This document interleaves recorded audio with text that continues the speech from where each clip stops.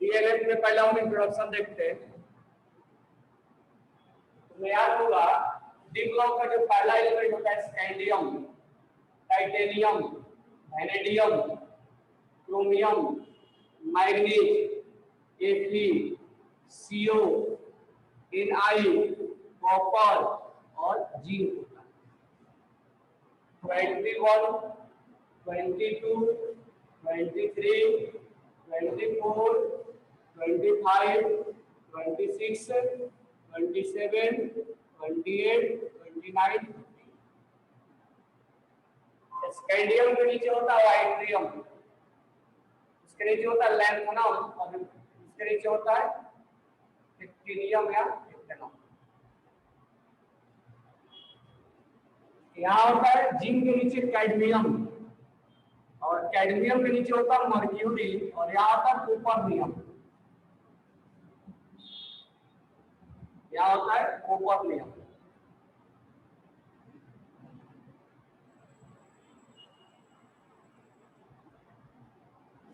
P जरा जिंकोनियम, ऑफ्नियम और ये होता है रदरफोर्डियम। बाकी नहीं लिख रहा हूं। ये डी ब्लॉक के एलिमेंट्स हैं।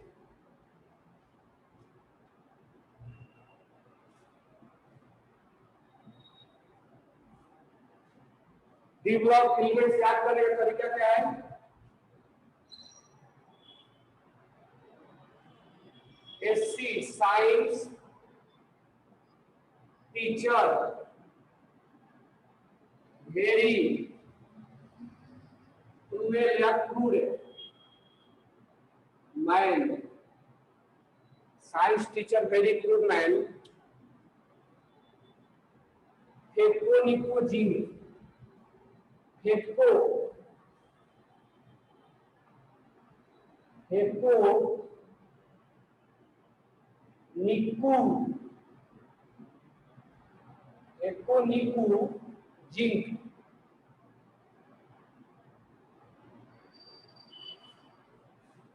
Science teacher very crude man, हेप्कोनिको जिंक।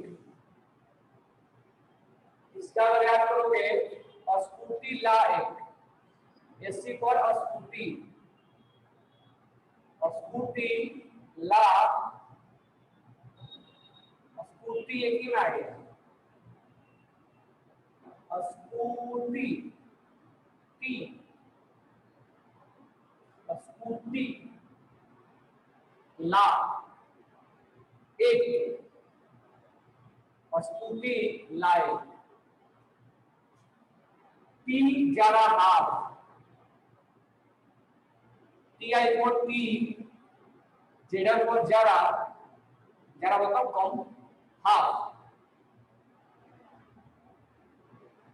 टी जरा हाफ, रदरफोर्डियम, रदरफोर्ड,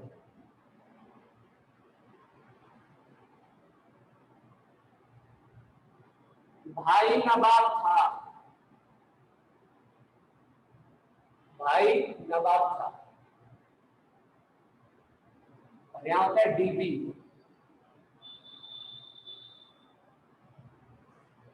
भाई नवाब था।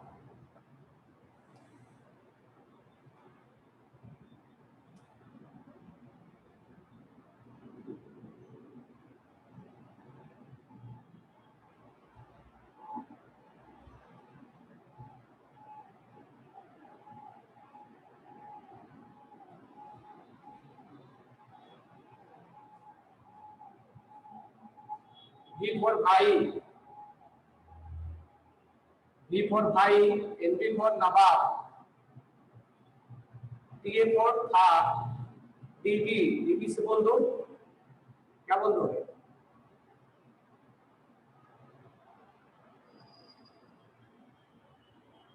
भाई नवाब का दुबई,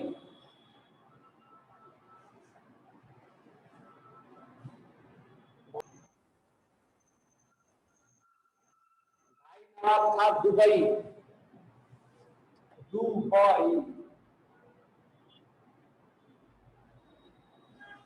आगे समय के साथ बताएंगे। क्रो क्रोमो टंगस्टन, क्रोमो जानते हैं ना, क्रोमो टंगस्टन। नहीं पढ़ोगे तो पीटोगे, पीटी पीटी, नहीं पढ़ोगे तो पीटोगे,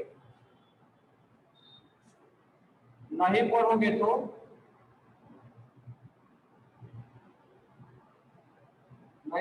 तो पीटोगे।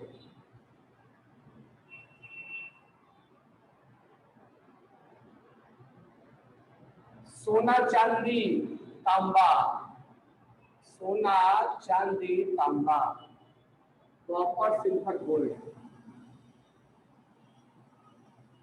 आगे साक्षी मैंने याद कर रखू था तो सिलाब चेंज कर दिया,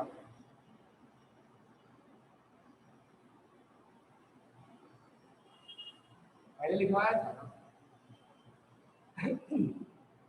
तो आगे आएगा तो फिर बात करेंगे, ठीक है, मेन बात कर लेते हैं।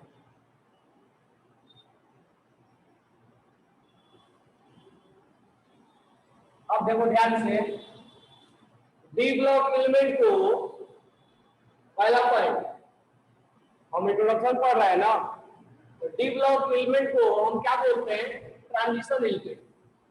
डी ब्लॉक राइट डाउन करना, D block element is called transition element।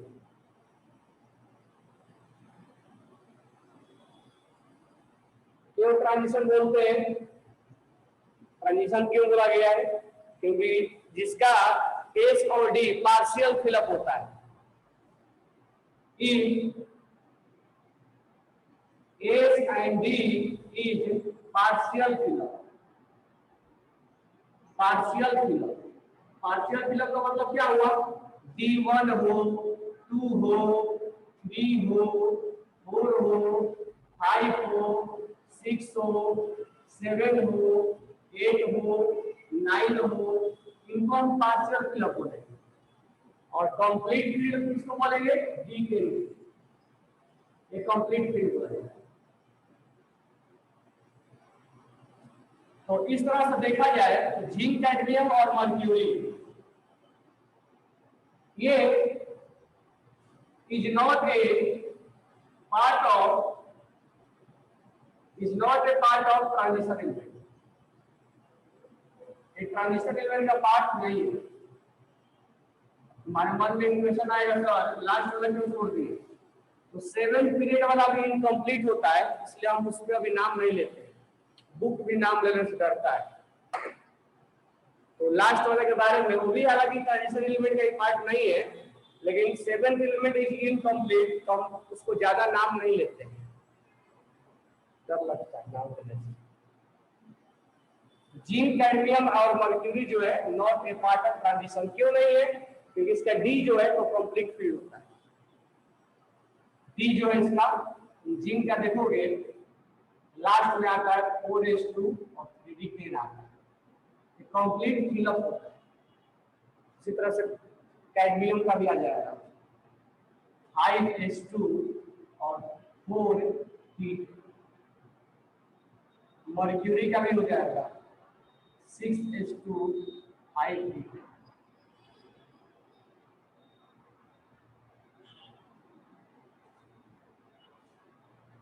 इसका कंप्लीट फील्ड होने की वजह से एक ट्रांजिशन एलिमेंट का पार्ट नहीं माना जाता, ठीक है। नेक्स्ट अगर हम बात करें स्कैंडियम से लेके और जिंक का, हम इसको 3D सीरीज बोलते हैं।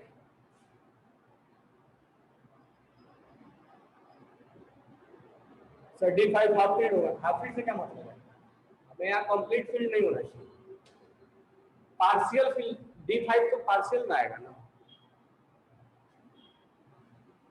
स्कैंडियम से जिंक तक हम 3D सीरीज बोलते हैं। 3D सीरीज बोलने का वजह, लास्ट इलेक्ट्रॉन 3D में फिलअप होता है, लास्ट इलेक्ट्रॉन फील्ड इन 3D, इसलिए हम इसको 3D बोलते हैं। ऐसे नॉर्मली हम स्कैंडियम से जिंक को फर्स्ट ट्रांजिशन सीरीज बोलते हैं, फर्स्ट ट्रांजिशन सीरीज बोलते हैं। और ये फोर्थ पीरियड होता है, first transition series fourth period. यहां मैं लिख रहा हूं वाइट्रियम से कैडमियम तक, इसको हम बोलेंगे 4D सीरीज। और मैं नहीं लिख रहा हूं कि हम 4D सीरीज बोलते हैं, क्योंकि लास्ट इलेक्ट्रॉन 4D में आता है, इसलिए हम 4D सीरीज बोलते हैं। इसको हम बोलते हैं second transition series, second transition series. और ये फिफ्थ पीरियड में आता है।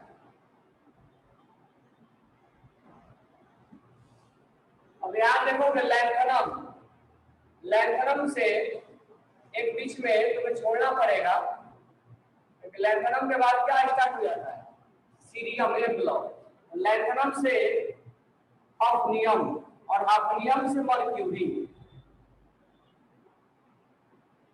यहाँ पर स्टार्ट हो जाता है क्या, यहाँ 73 होता है, यहाँ 57 होता है, बीच में 58 से लेके 56 से लेके 70 से लेके 72 तक नीचे होता है। इसको हम बोलते हैं 5D सीरीज। और इसको हम बोलेंगे third transition series, third transition series, जो कि किस पीरियड में होता है, 6th पीरियड, जो कि होता है 6th पीरियड। उसके बाद लास्ट वन, लास्ट यहां लिख दूं मैं, तो ब्लू पेन से लिख दे रहा हूं।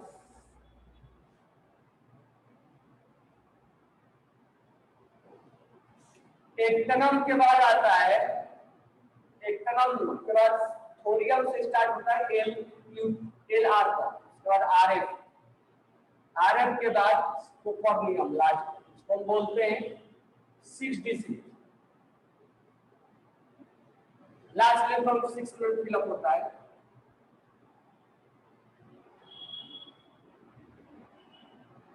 और इसको हम बोलते हैं और fourth transition series, fourth transition series, इसको फोर्थ ट्रांजिशन सीरीज बराबर है। अगर हम बात करें इसमें कि जनरल कॉन्फ़िगरेशन क्या होगा, तुम ऑलरेडी जानते हो जनरल कॉन्फ़िगरेशन। इसका जो जनरल कॉन्फ़िगरेशन होता है,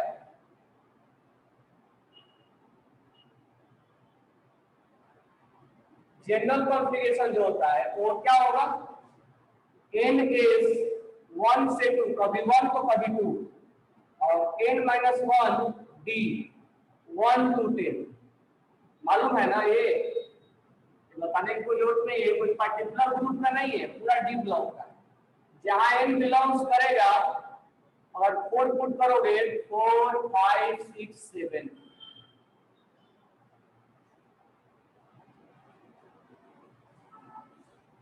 ये अपना इंट्रोडक्शन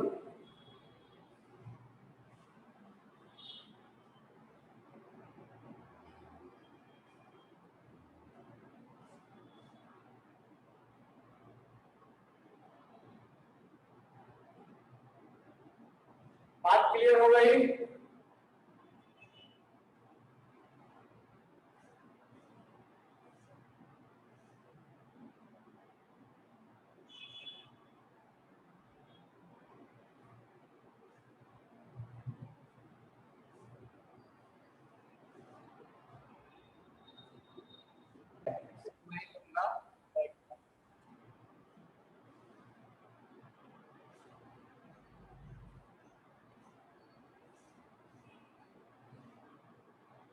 लेक्चर लेते लेते हालत खराब हो गई,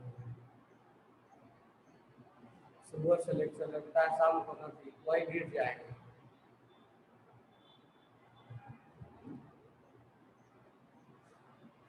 लिख लिए तुम लोग,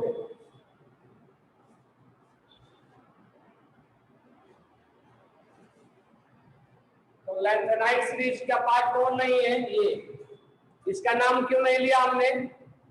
क्योंकि ये अभी इनकम्प्लीट, 7th पीरियड को इनकम्प्लीट माना जाता है, इसलिए नाम नहीं लिया जाता है। आगे चल के भी हो जाएगा।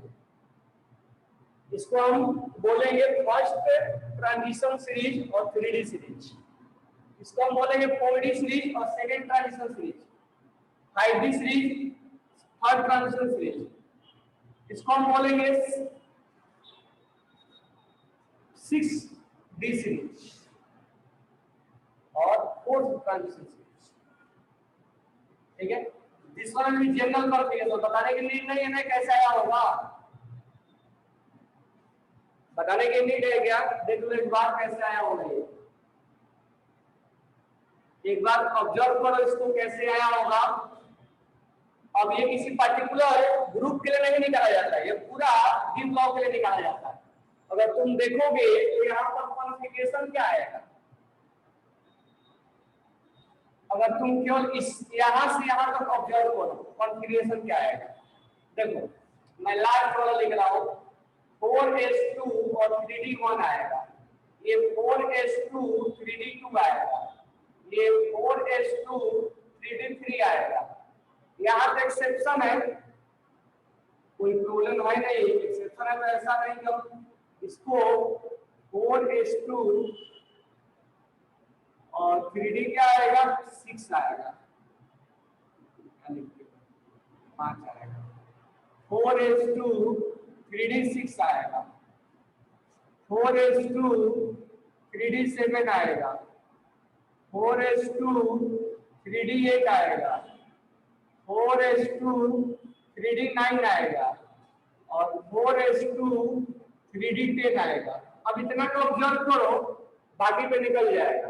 अब देखो सब में क्या आ रहा है, H2 आ रहा है, H2 आ रहा है, H2 H2 H1 आ गया, यानी S कहां से कहां तक बिलोंग करेगा, या तो कभी वो 1 हो जाएगा या तो कभी वो 2 हो जाएगा, होगा ना, कभी S1 होगा कभी 2 होगा। D कहां से बिलोंग कर रहा है, तो D 1 है, 2 है, 3 है, चलो 4 नहीं, ओपन बात नहीं, 4 नहीं हटा दो, ऐसा नहीं कि उसको इंक्लूड करना, 5 है, 6 है, 7 है, 8 है, 9 यहाँ भी एक्सेप्शन होता है, 9 नहीं है, 10 है। तो डी कहां से कहां तक बिलोंग किया, रेंज क्या है 1 to 10। हाँ कॉपर में एक्सेप्शन है, गलती से लिख दिया, तो डी 1 to 10 है। तो रेंज कहां से कहां बिलोंग किया डी का, कभी 1 से लेकर 10 तक बिलोंग किया, डी 11 तो कभी होगा नहीं ना, डी 1 से 10 तक होगा, और एस 1 तो कभी 2। अब ये हम इंडिकेट थोड़े करेंगे कि 1 यहाँ आ रहा है 1 यहाँ आ रहा है, सर इसको कैसे करेंगे, वो नहीं कर सकते, हम कॉमन टाइप करेंगे। अब नंबर की बात करते हैं, यहाँ 4 है तो यहाँ 3 है, 4 3 एक कम है, यहाँ n लिख दो और यहाँ n-1 है, अगर यहाँ 4 रखोगे तो यहाँ 3 आ जाएगा। अच्छा ये स्कैंडियम से बात हुआ जिंक का, अगर वाइब्रियम से हम बात करेंगे कैडमियम का, तो ये सब कुछ वैसा ही आएगा, बस चेंज कहाँ आएगा 4 और 3 में, इसमें आएगा 5 और 3,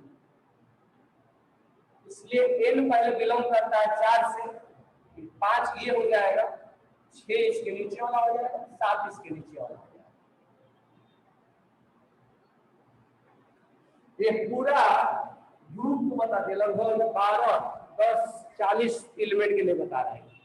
डी ब्लॉक में कितने मिनिमम, डी ब्लॉक में 40 एलिमेंट हो जाएंगे तुम्हारे, 10 ग्रुप हो जाएगा और 4 पीरियड, 40 एलिमेंट लगभग होते हैं।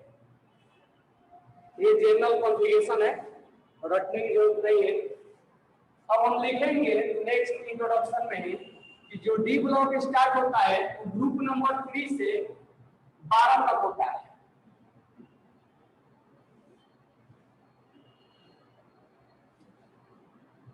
तो D block group number 3 to 12 तक होता है, और पीरियड जो होगा वो 4 to 4 5 6%।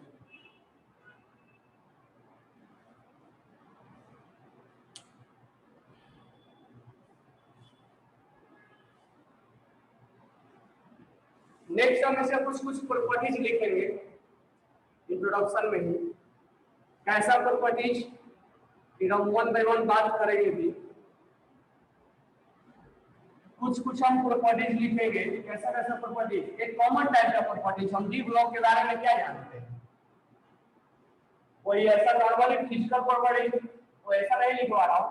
एक डी ब्लॉक के बारे में हम क्या क्या जानते हैं इंट्रोडक्शन में। एक डी ब्लॉक के बारे में हम ये जानते हैं कि डी ब्लॉक में all are metal exist in solid state. सारे मेटल होते हैं और सॉलिड स्टेट में एग्जिस्ट करता है एक्सेप्ट मर्क्यूरी। डी ब्लॉक में सारे एलिमेंट सॉलिड मेटल होते हैं और सॉलिड स्टेट में एग्जिस्ट करता है एक्सेप्ट मर्क्यूरी। अगर हम बात करें टंगस्टन का, टंगस्टन है हाईएस्ट मेल्टिंग पॉइंट, इसीलिए हम इसका यूज क्या करते हैं, यूज इन फिलामेंट। बल्ब के जो फिलामेंट होता है ना उसमें हम यूज करते हैं ताकि जल्दी से मेल्ट ना हो जाए। ऐसा नहीं कि हम बल्ब जलाए और 1 घंटा जले और उसके बाद वो जो मेटल हम यूज किए हैं वो मेल्ट होके लिक्विड बन जाए, तो बल्ब कैसे जलेगा। तो बल्ब जलाने के लिए हमें हाई टेम्परेचर होना चाहिए।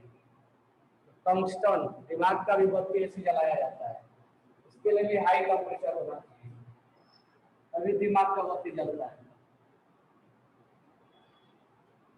Use in filament of bulb, ठीक है।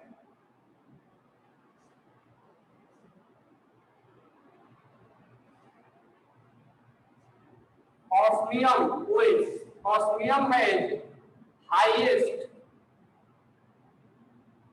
ऑस्मियम है हाईएस्ट क्या ऑक्सीडेशन स्टेट। ये सब कॉमन सी बातें लिखवा रहा हूं जो हम एक डी ब्लॉक के बारे में जानते हैं। हाईएस्ट ऑक्सीडेशन स्टेट +8 होता है, ठीक है। स्कैंडियम जो होता है, scandium is the lightest metal, मतलब इसमें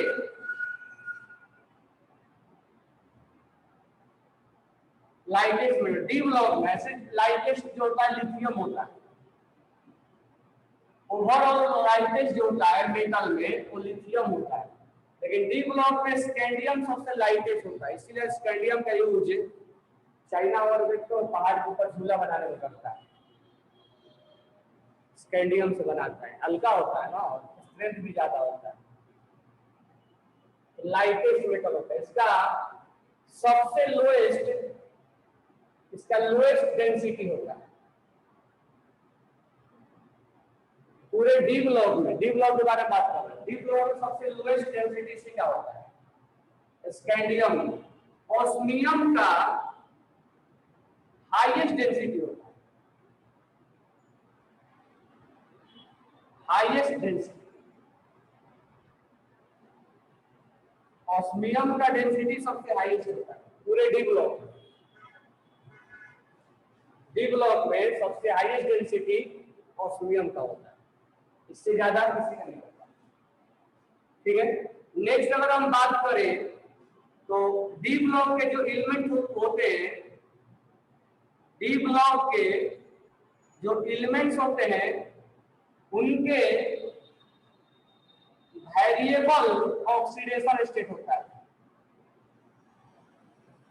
वेरिएबल ऑक्सीडेशन स्टेट होता है। वो इसलिए कर रहा हूं, अच्छा तुम्हें याद कर रहा है पीडीएफ का, याद हुआ तुम जब आए थे 11th में तो याद करवाया था पीडीएफ का वेरिएबल ऑक्सीडेशन स्टेट होता है। कभी आयरन का +2 का +3 कौन ज्यादा स्टेबल होता है, आगे हम बात करेंगे। ये सब हम कॉमन सा एक पॉइंट लिख रहे हैं। और वेरिएबल वैलेंसी की वजह से it has unpaired electron, it has unpaired electron, इसके पास अनपेयर्ड इलेक्ट्रॉन होता है और उसके वजह से क्या कहलाता है पैरामैग्नेटिक, पैरामैग्नेटिक और पैरामैग्नेटिक मतलब मैग्नेट की तरफ अट्रैक्ट होना, उस प्रॉपर्टीज को क्या बोला जाएगा, पैरामैग्नेटिज्म। और पैरामैग्नेटिक मैग्नेटिक की वजह से अब ये जो होगा, जो अनपेयर्ड होता है, इसकी वजह से ये कलर दिखाता है। तो due to unpaired electron, due to unpaired electron, due to unpaired electron it's show colour, it's show colour, ये कलर दिखाता है। आगे चल के पूछा जाएगा कलर क्यों दिखाता है, तो हम बोलेंगे ड्यू टू डीडी ट्रांजिशन। और डीडी ट्रांजिशन क्या होता है आगे बताएंगे, ड्यू टू डीडी ट्रांजिशन। ये अनपेयर्ड की वजह से कलर दिखाता है और रीजन हो जाता है डीडी ट्रांजिशन की वजह से। इसके पास अनपेयर्ड इलेक्ट्रॉन होता है, इसलिए it is good conductor of, it is good conductor of electricity and heat, it is good conductor of electricity and heat। ये हीट और इलेक्ट्रिसिटी का बहुत अच्छा अनपेयर्ड इलेक्ट्रॉन है ना, कॉपर और देखो कितना जल्दी जल्दी करंट पास होता है, देखते कहाँ दिखता है क्या, जब छूते हैं तब समझ में आता है करंट आ रहा है।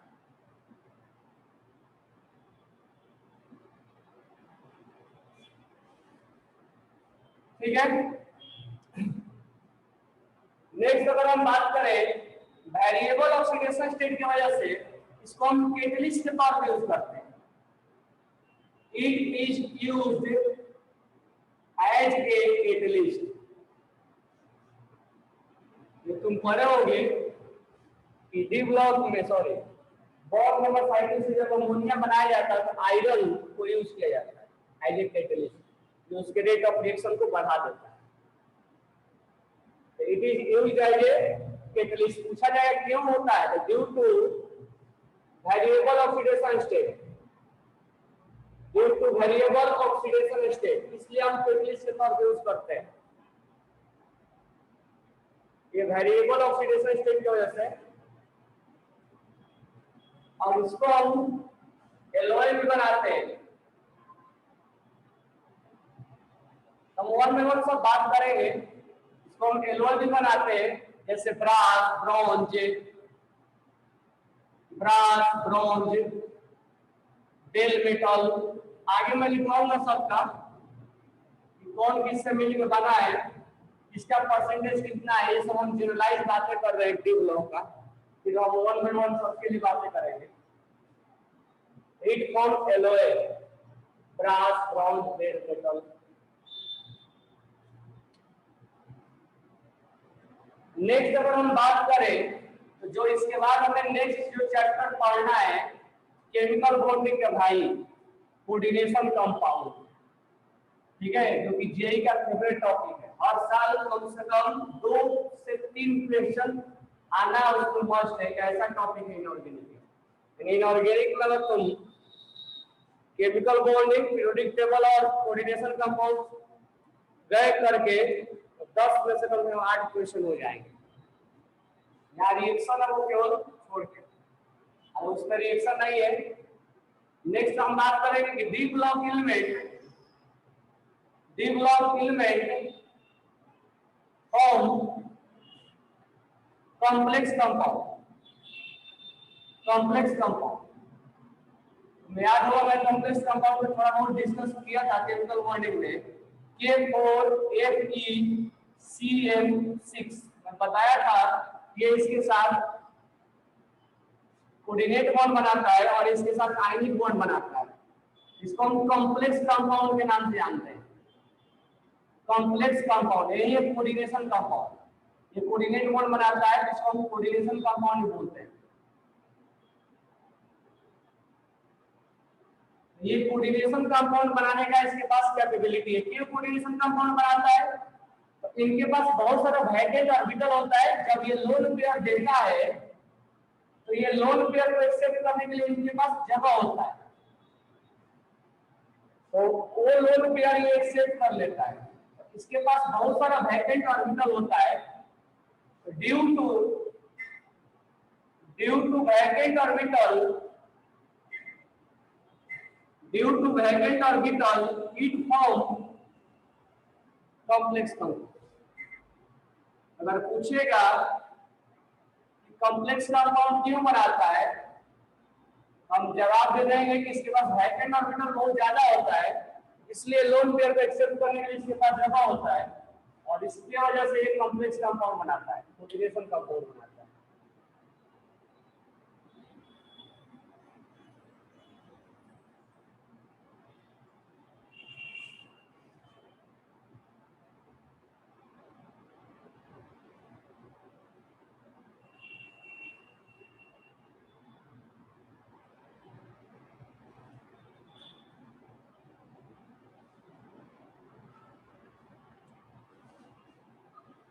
नेक्स्ट लिखेंगे इट फॉर्म ऑर्गेनोमेटालिक कंपाउंड।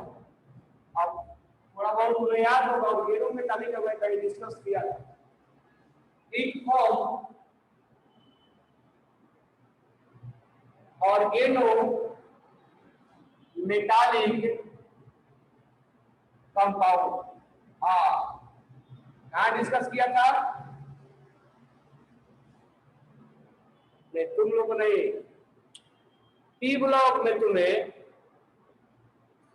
जब तुम कार्बन फैमिली पढ़ते हो और वहां पर एक सिलिकेट आता है तो बताया जाता है ना, ऑर्गेनोमेटालिक जो आएगा ऑर्गेनिक में भी आएगा,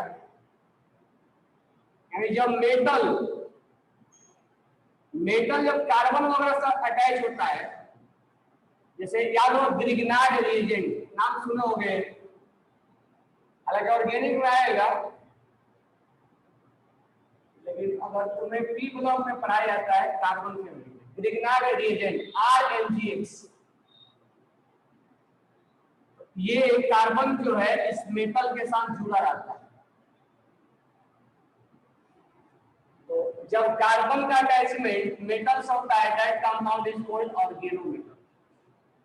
when carbon is attached with metal, that is known as organometal। बहुत सारे एग्जांपल है, तो ये ऑर्गेनोमेटल के जैसा है, बहुत ट्रीट करता है।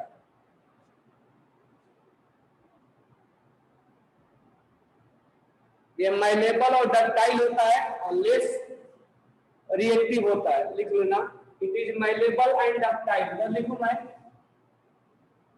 It is malleable and ductile, it is malleable and ductile और it is less reactive,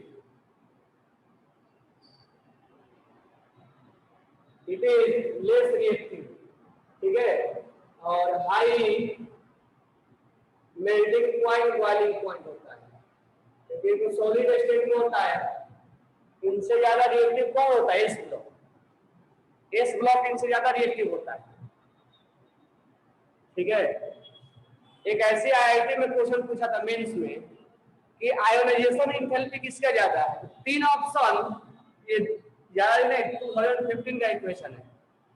तीन ऑप्शन जो है वो एस ब्लॉक का था और एक ऑप्शन डी ब्लॉक का था।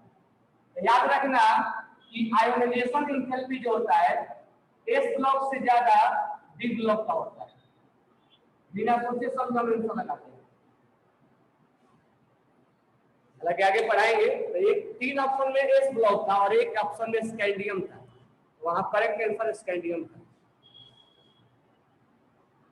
ये हमने बातें की है, जनरलाइज बातें की है।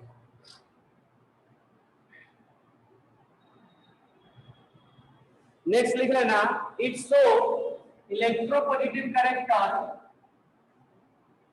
इट्सो मेटल है तो इलेक्ट्रोपॉजिटिव ऑब्वियसली बात होगा।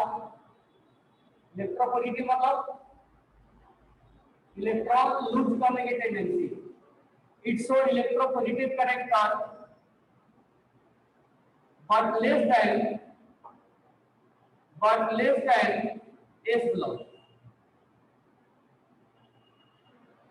S ब्लॉक ज्यादा मेटल है ना, इससे S ब्लॉक इससे ज्यादा रिएक्टिव भी है, इससे मेटालिक कैरेक्टर भी ज्यादा है, इलेक्ट्रॉन लूज करने की टेंडेंसी ज्यादा होता है ना। ये S ब्लॉक इससे ज्यादा मेटालिक होता है और ज्यादा रिएक्टिव भी होता है।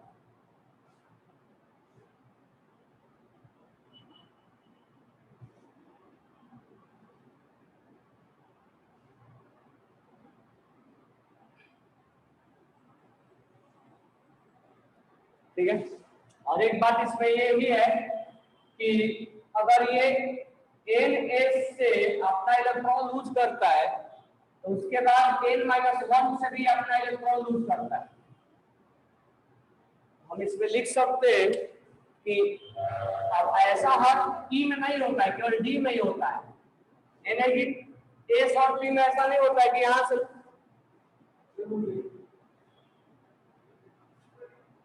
ऐसा नहीं होता है कि यहाँ से लूज किया तो यहाँ से भी लूज करेगा P में, ऐसा P में नहीं होता है, ये D में ही होता है। First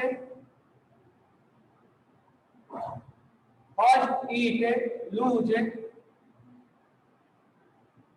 NH2 electron, then N-1 D 1 to 10। ऐसा क्यों होता है?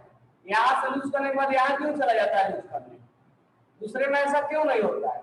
उसका आंसर है हमारे पास कि N-1 D दोनों का एनर्जी लगभग इक्वल होता है, अप्रॉक्स इक्वल, मतलब ज्यादा डिफरेंस नहीं होता। देखो इसका कम होता है, इसका ज्यादा होता है, लेकिन डिफरेंस नहीं ज्यादा होता है, इसलिए यहाँ से लूज करने के बाद यहाँ चला जाता है। एनर्जी डिफरेंस बहुत ज्यादा कम होता है। ये बात समझ में आ रही होगी। तो आगे हम कल बात करेंगे फिजिकल प्रॉपर्टीज के बारे में। Okay, thanks to all.